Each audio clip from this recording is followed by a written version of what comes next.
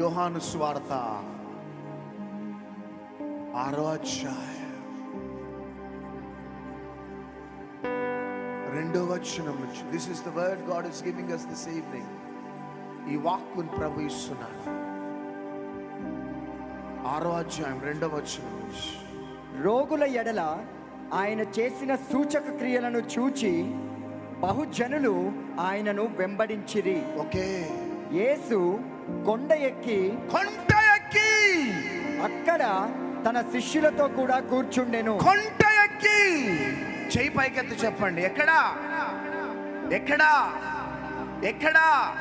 కొండ ఎక్కి ఇక్కడ కూర్చున్నాడు ఆయన. అప్పుడు ఆగు ఆగు.